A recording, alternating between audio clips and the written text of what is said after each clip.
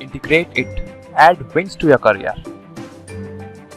Hello दोस्तों, welcome back to our channel integrate it. मैं लोकेश मोटवानी आप सभी का हार्दिक स्वागत करता हूं हमारे चैनल। और आज जैसा कि अभी एसएससी जेई का रिजल्ट आया है, मेंस के जितने भी बच्चे सेलेक्ट हुए हैं उन सबको एक बार बहुत शुभकामनाएं, कॉन्ग्रेचुलेशंस हमारी तरफ से, पूरी इंटीग्रेटेड टीम की तरफ से आपको बहुत बहुत बधाई हो। बट अभी देखो प्रोसीजर पूरा नहीं हुआ है, अभी सिर्फ आपको कॉल लेटर के लिए यानी डीवी आपको कॉल लेटर डिस्पैच होगा और डॉक्यूमेंट वेरिफिकेशन के लिए बुलाया जाएगा। तो उसका क्या प्रोसीजर है, मैं आज छोटा सा शॉर्ट वीडियो लेके आया हूं। कितना क्या क्या कट ऑफ प्रेफरेंस, क्या क्या कट ऑफ रहेगी, एक्सपेक्टेड कट ऑफ, ठीक है, एक्सपेक्टेड कट ऑफ कितनी रह सकती है, और जैसे कि पोस्ट प्रेफरेंस आपको क्या भरनी है। वैसे तो आपको एसएससी ने फॉर्म भरते वक्त पोस्ट प्रेफरेंस भरा दी थी, बट एक बार वापस डीवी के टाइम में पोस्ट प्रेफरेंस भराई जाएगी, ठीक है। तो आपको कैसे भरनी है मैं वो बताऊंगा कि भैया किस हिसाब से कौन सा डिपार्टमेंट अच्छा होता है, किसमें क्या होती है वगैरह वगैरह, ठीक है। और expected cut off most important आज करता है कि भैया कि देखो बहुत सारे बच्चे सेलेक्ट हुए हैं, ठीक है, मतलब जितनी पोस्ट है उसके एटलीस्ट 3 टाइम्स सिलेक्शन हुआ है, ठीक है, जो जिनको डीवी के लिए बुलाया है, ठीक है। तो आज मैं एसएससी जेई मेंस की 2018 का जो रिजल्ट आया है उसके बारे में आपको थोड़ा बताने वाला हूं कि देखो आगे क्या प्रोसीजर रहेगा। अभी रिजल्ट आया तो सबसे पहले 15 सितंबर को मार्क्स डिस्क्लोज होंगे, ठीक है। 15 सितंबर को आपको मार्क्स डिस्क्लोज हो जाएंगे। तो जो बच्चे जैसे मान लो जस्ट कट ऑफ के आसपास है या जिसकी कट ऑफ से कितने ज्यादा है मार्क्स, कट ऑफ मतलब जो अभी कट ऑफ जारी हुई है, ये फाइनल कट ऑफ नहीं है, फाइनल कट ऑफ बाद में होगी जब आपका फाइनल मेन लिस्ट में नाम आएगा, अभी मेन लिस्ट नहीं है ये, ठीक है। तो 15 सितंबर को अराउंड ये मार्क्स डिस्क्लोज हो जाएंगे, ठीक है। तो यहां इधर से आपको एक बार एक क्राइटेरिया पता चल जाएगा कि भैया मेरे से अगर इतने नंबर हैं, मैं आपको इस वीडियो में आगे बताने वाला हूं कि एक्सपेक्टेड कट ऑफ क्या रहेगी भैया जनरल के लिए, यूआर के लिए, जैसे अनरिजर्व कैटेगरी है, एसटी एससी ओबीसी ईडब्ल्यूएस, खासकर क्योंकि ईडब्ल्यूएस का इस बार बहुत रोल प्ले होने वाला है, बहुत इंपॉर्टेंट प्ले करेगा हमारा रोल ईडब्ल्यूएस, ओके। तो मैं पहला क्या कह रहा हूं, 15 सितंबर को मार्क्स आ जाएंगे, उसके बाद 18 सितंबर तक आपके कॉल लेटर आ जाएंगे। कॉल लेटर आपको मेल और साइट पे डाउनलोड कर सकते हो आपका कॉल लेटर। अब ये कॉल लेटर आपको डीवी के टाइम लेके जाना है, मोस्ट इंपॉर्टेंट है ये कॉल लेटर, क्लियर, ये हो गया। और 28 सितंबर तक ये देखो डेट्स इंपॉर्टेंट है, यहां से डीवी शुरू हो जाएगा, डॉक्यूमेंट वेरिफिकेशन, ठीक है। जिसको मतलब नहीं पता है, पता ही होगा सब यार, डॉक्यूमेंट वेरिफिकेशन की डेट यहां से शुरू हो जाएगी, ठीक है। तो यानी 28 सितंबर से, और देखो इस बार कोरोना चल रहा है तो कुछ कह नहीं सकते कितने बच्चों को बुलाएं एक साथ, क्लियर। तो सब अपने सारे डॉक्यूमेंट कंप्लीट कर देंगे। आज की वीडियो में मैं सारी डॉक्यूमेंट्स की लिस्ट बताने वाला हूं, अब सब चेक मार्क कर देना, अप टू डेट आपके है कि नहीं है, कितनी फोटोकॉपी, कितनी सेट, क्या क्या लेके जाना है, क्लियर। तो पहली बात तो ये होगी डेट्स की। आज अपन क्या क्या देखने वाले हैं कि भैया कौन से डॉक्यूमेंट है पहले, और फिर लास्ट में देखेंगे कट ऑफ, और उसके बाद देखेंगे कि अपन को क्या पोस्ट प्रेफरेंस रखनी चाहिए हमारे किसके लिए, आगे फर्दर जॉब के लिए, ओके। तो देखो अब मैं डॉक्यूमेंट्स बता रहा हूं कि जो जो आपको डॉक्यूमेंट्स मस्ट रखने ही रखने हैं साथ में। पहला, आपको सबको ओरिजिनल मार्कशीट्स, ओरिजिनल मार्कशीट्स।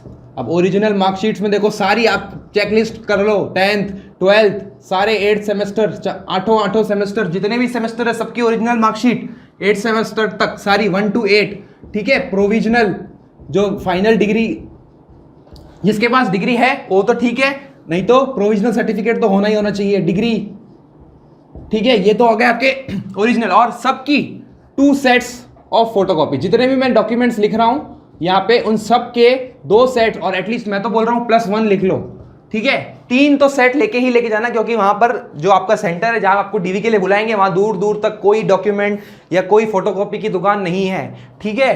तो आप एक सेट एक्स्ट्रा ही रखना हमेशा अपने साथ, ठीक है। ओरिजिनल डॉक्यूमेंट्स में अभी ओरिजिनल मार्कशीट्स लिखे पहला, ठीक। सेकंड, आपको आपके आईडी प्रूफ, आईडी प्रूफ में कौन कौन से हो गए देखो, आधार, पैन, ये बहुत इंपॉर्टेंट है, ये 2 तो एटलीस्ट होने ही होने चाहिए। और ड्राइविंग लाइसेंस वगैरह कुछ भी है वो आप एक्सेट्रा रख सकते हो, इनके ओरिजिनल प्लस वही 2 फोटोकॉपी, क्लियर। अगला, कास्ट सर्टिफिकेट। ये कास्ट सर्टिफिकेट आपको दोनों रखने हैं, जो आपने फॉर्म के टाइम लगाया है और जो लेटेस्ट अभी होगा इस साल का, वो आपको दोनों, ठीक है। मैं कास्ट सर्टिफिकेट लिख रहा हूं, लेटेस्ट प्लस जो ओरिजिनल था पहले, ठीक है, जो एट द टाइम ऑफ, लिख लेता हूं at time of form filling, ठीक है, ये जो आपने फॉर्म फिलिंग के टाइम में कास्ट सर्टिफिकेट डाला था उस टाइम का बना हुआ, और लेटेस्ट भी, लेटेस्ट इंपॉर्टेंट है, ये दोनों रख लेना सेफ्टी पर्पस के लिए। ओके, ये सब हो गया, और कुछ बचता है, ठीक है, कॉल लेटर, ये तो लेके जाना ही है भैया, कॉल लेटर के बिना मत लेके जाना, एंट्री नहीं होएगी, ठीक है। ये जो आपको कॉल लेटर मैंने बताया ना, जो भैया 18 सितंबर के आसपास आपको कॉल लेटर पब्लिश हो जाएगा, आपके लिए इशू हो जाएगा, तो कॉल लेटर ये हो गया। और कुछ बचता है, फोटोग्राफ्स, ठीक है, फोटोग्राफ्स आपके लेटेस्ट होने चाहिए, ठीक है। और वैसे ऑफिशियली तो 4 है, बट आपको कम से कम 8 से 10 फोटो तो रखने ही है साथ में, ठीक है, मिनिमम है ये 8 से 10 फोटोग्राफ अपने रखना, और उल्टा पूरे 50 ही ले जाओ यार। एक फोटोग्राफ जो यहाँ दोगे ना वो सारा काम आएगा आपकी पूरे आगे भी जितने भी प्रोसीजर होगा सब में, ठीक, तो फोटोग्राफ रख लेना। एक और चीज बचती है, मेंस का एडमिट कार्ड, ठीक है, ये भी साथ में रख लेना आपने, जो आपके मेंस का एडमिट कार्ड था ना वो भी रख लेना। क्यों, अब ये इसकी क्यों नीड आई, क्योंकि आपके क्या बायोमेट्रिक्स और वो सब साइन वगैरह इससे वो देखते हैं।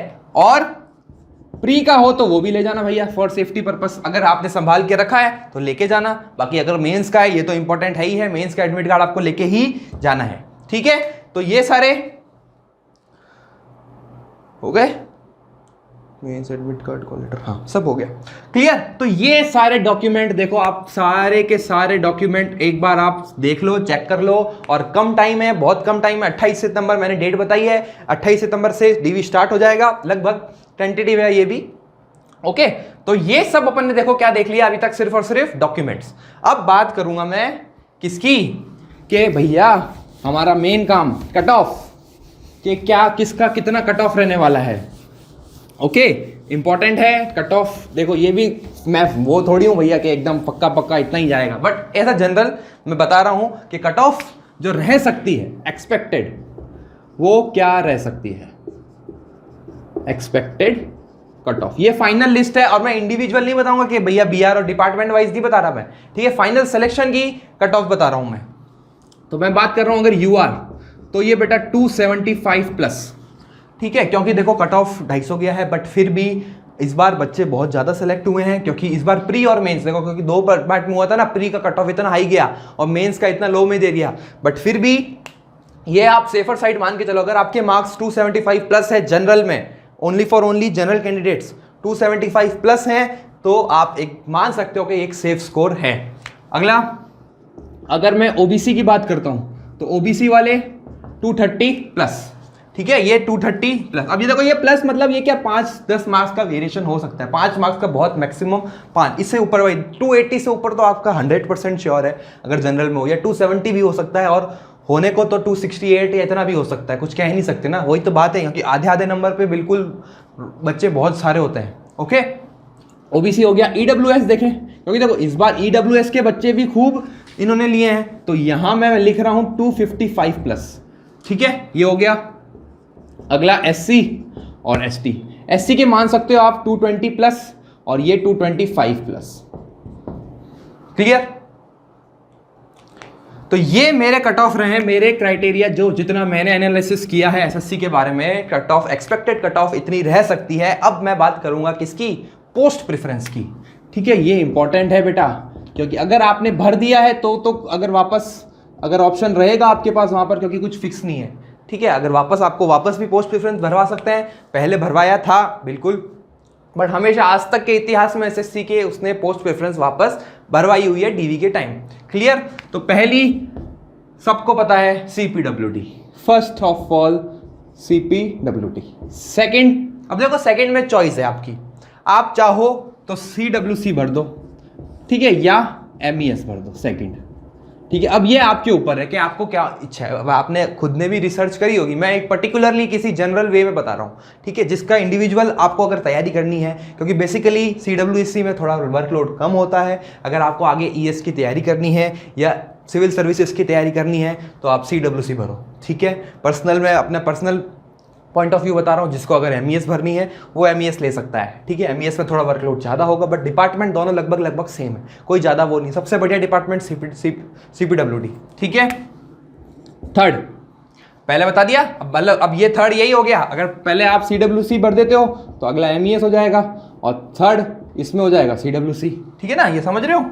अगर जिसने सेकंड ऑप्शन CWC लिया वो थर्ड ये ले लेना, जिसने सेकंड MES लिया वो थर्ड CWC ले लेना, बाकी फोर्थ और फिफ्थ, ठीक है। ये फोर्थ वाला कौन सा बचता है अपना, NTR और लास्ट BRO, और इसमें सेम यही रख लेना आप, ठीक है। BRO सबसे लास्ट में भरना बिल्कुल, ठीक है, क्योंकि देखो BRO में बहुत ही ज़्यादा सीट भी है पहली बात, और मेल कैंडिडेट्स के लिए भी है प्रॉपर, और ये बहुत ही टफ है भैया, ज़िंदगी के सारे मज़े भूल जाओ आप अगर आपने BRO को जॉब कंसीडर कर ली, ठीक है। और मैं उन बच्चों के लिए भी बोल रहा हूँ कि जिनका ऑलरेडी किसी के पास जॉब है और जिनके नंबर थोड़े बिल्कुल लगभग कट ऑफ से जस्ट क्लियर हुए, तो वो DV के लिए मत जाना, जॉब खराब हो जाएगी, सीट खराब हो जाएगी, ठीक है। मैं कब बहुत ही सीरियस वे में बोल रहा हूं, क्योंकि SSC की आधी सीट्स ऐसे ही खराब हो जाती है, क्योंकि जिसके पास जॉब होती है ऑलरेडी वो भी DV कराने चला जाता है और उसका भी हो जाता है सिलेक्शन, ठीक है। तो उसका फाइनल लिस्ट में नाम आने के बाद अगर उसने ज्वाइन नहीं किया तो वो सीट खाली हो जाती है,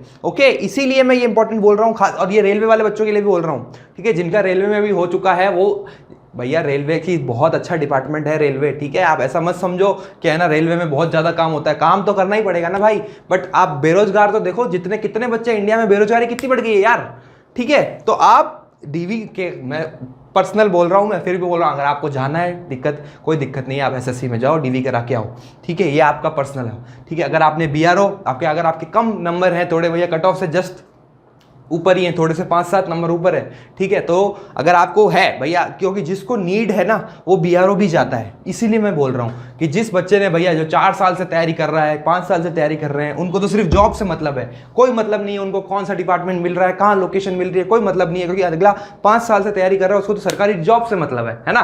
तो भैया BRO में देखो, एक तरफ जैसलमेर भेजते हैं, एक तरफ यहाँ आपको भेज देंगे ईस्टर्न स्टेट्स में, एक तरफ आपको ऊपर कश्मीर साइड भेज देंगे, ठीक है। और उसमें छुट्टियाँ भी फिर ऐसे नहीं होती है कि आपको वीकेंड आना पड़े या वीकेंड छुट्टी मिले, फैमिली के साथ घूम फिर सको ना।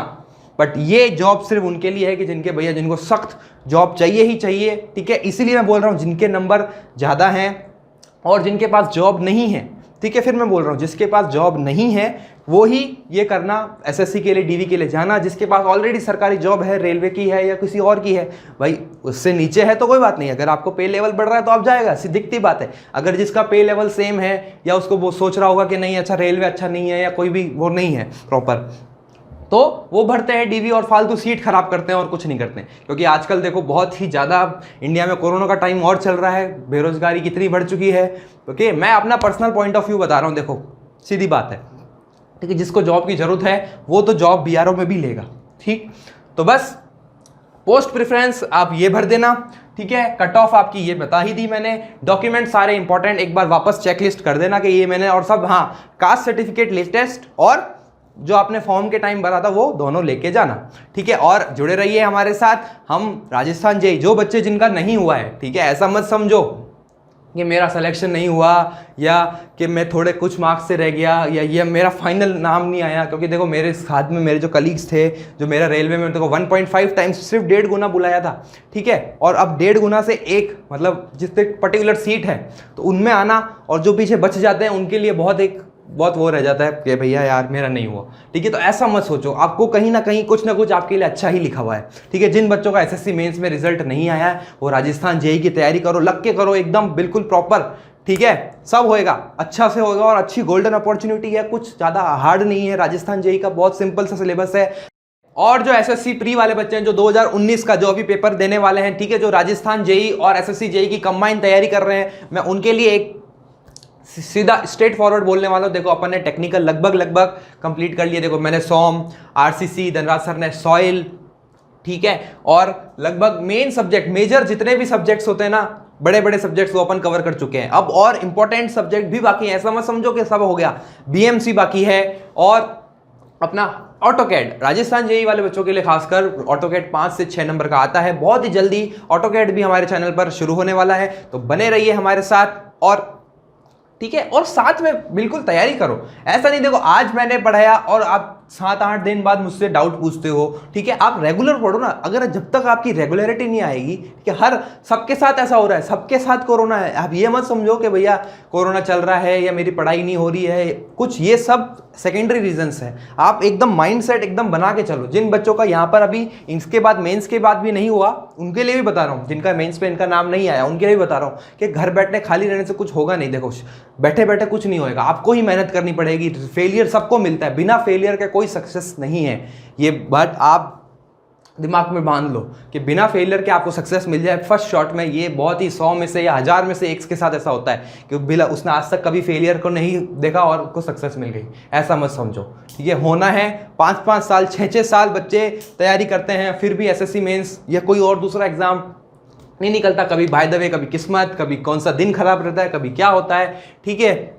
और अभी बीएमसी और क्या ऑटोकैड ये बहुत ही जल्दी स्टार्ट होने वाला है। हाइड्रोलॉजी अपना स्टार्ट हो ही चुका है। जीके, ठीक है, राजस्थान जेई वाले बच्चे जीके को मत छोड़ के जाना, जीके बहुत इंपॉर्टेंट है। अपने चैनल पर जीके भी चल रहा है और मैं आपके साथ बना रहूंगा। अपना लगभग टेक्निकल हो चुका है, जीके चल ही रहा है, क्लियर। और टाइम भी पड़ा है अपने पास, ऐसी बात नहीं है भैया 1 महीने में तैयारी होती है अगर आपने ढंग से तैयारी करी है तो, क्लियर। ये बहुत ही सिंपल ऑब्जेक्टिव है, कुछ नहीं करना ज़्यादा इनमें। हाँ, एसएससी की बात अलग है क्योंकि एसएससी मेंस था, ठीक है, मेंस में सब्जेक्ट है, उसकी प्रैक्टिस करनी पड़ती है। मैं राजस्थान जेई की बात कर रहा हूँ, जिन बच्चों का यहाँ पर और जिन बच्चों का डीवी के बाद भी नहीं हो, क्योंकि अभी देखो ये जो कट ऑफ बताई है ना मैंने, ये वेरी भी कर सकती है। ये ऐसा मत समझो कि जिसके 280 आ गए वो बिल्कुल घर बैठ जाए शांति रहे, ऐसा भी श्योर नहीं है, बट फिर भी ये एकदम आप सेफर साइड हो, क्लियर। तो मिलेंगे अगली बार आपके साथ, तब तक के लिए please like share and subscribe to integrate it. Thank you for watching the video. Please like, share and subscribe the channel Integrate It.